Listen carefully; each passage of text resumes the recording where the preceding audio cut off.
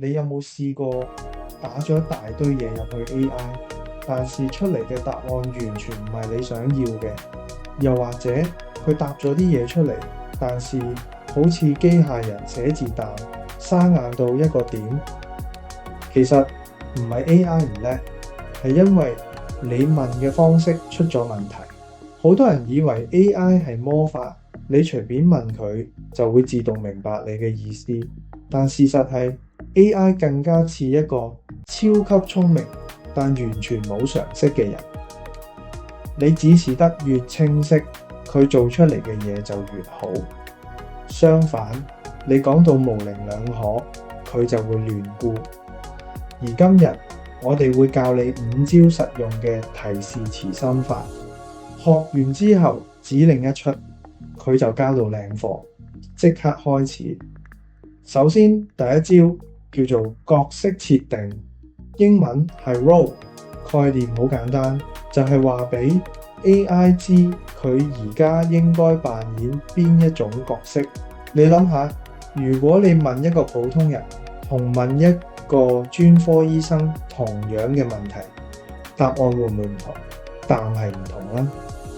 AI 都係一樣，你話俾佢聽佢係邊種專家，佢就會用嗰個角度、嗰種語氣，甚至嗰種專業術語嚟回答你。所以每次開始新任務之前，先問自己一句：我需要 AI 扮演乜嘢角色？呢招簡單但非常有效。第二招係場景與任務，英文係 context and task。context 係背景資料，即係你要話俾 AI 知件事嘅來龍去脈。task 係你實際想佢做嘅任務，越具體越好。好多人寫提示詞時，只係寫咗任務，冇背景。如果冇背景， AI 就會靠自己亂估。睇下呢個例子，有背景之後， AI 知道晒所有關鍵資料，出嚟嘅答案自然會更加切合你嘅需要。所以記住問自己呢2條問題。 AI 需要知道咩背景？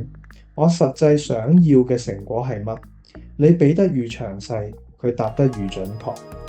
第3招係限制與格式，英文係 constraints and format， 意思係你要明確話俾 AI 知你唔要想啲乜，同埋你想要嘅格式係點。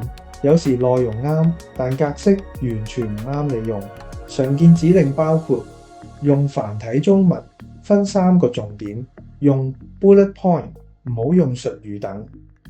好似呢個營養師例子，加咗格式限制後，出嚟嘅答案格式整齊，你直接複製貼上就得。記住 AI 唔係讀心術，你唔講，佢唔會知你想要咩格式。你講得越清，佢就交貨越靚。好，3招基本功學完，進入進階環節。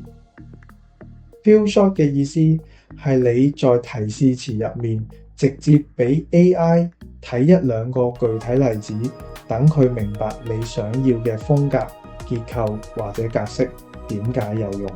因為有時你用文字描述幾百字，都唔及你直接調2個例子俾佢睇。AI 本身係一個超級模仿高手。睇下呢個示範。AI 睇完2個範例之後，就完全掌握到你想要嘅輕鬆、簡短、有感染力嘅風格。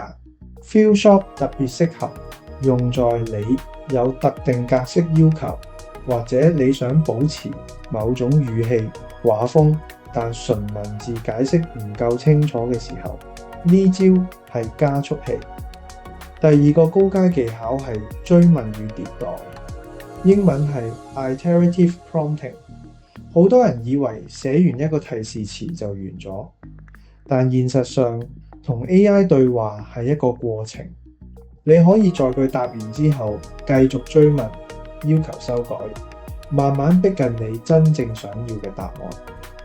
常見追問方式好似改簡單啲、詳細啲、改廣東話等。重點係你唔需要每次都重新寫過個提示詞，你可以在原有的基礎上一步一步調整。呢個過程就好似你指導一個下屬做功夫蛋，記住你係好老細，AI 係好員工，你識得俾指令，佢就識得交靚貨。最後仲有2招，終極殺着。咩叫逆向反問？就係你唔係由零開始寫提示詞，而係利用 AI 本身嚟幫你改善甚至生成提示詞。呢招對於初學者或者面對複雜任務唔知從何入手嘅時候特別有用。我哋有2個具體做法。方法1，請 AI 幫你改善現有 prompt。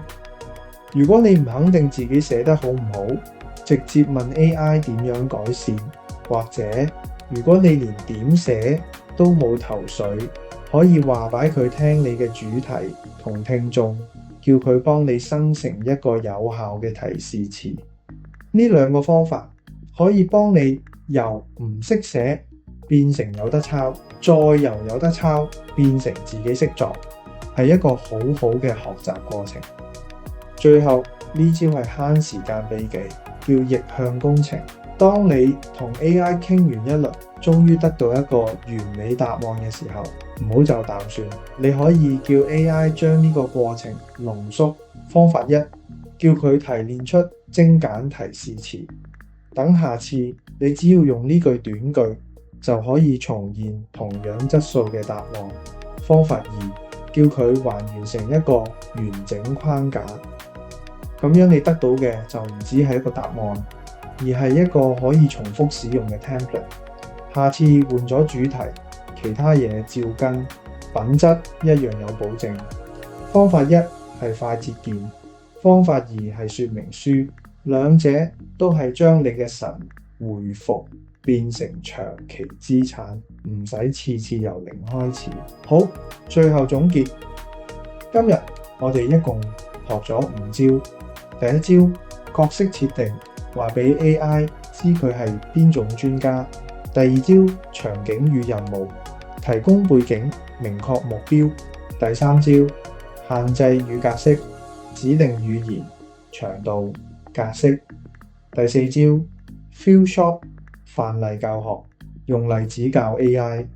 第5招，追問與逆向工程，不斷迭代，打造專屬 template。最後送大家一個萬能 template， 下次唔知點寫，照填就搞掂。AI 嘅能力上限唔係取決於佢有幾叻，而係取決於你問問題嘅質素。Giggle， 你問得越好，佢答得越好。如果今日條片幫到你，記住 like、share 同埋 subscribe 我哋嘅 channel。我哋下條片再見，拜拜。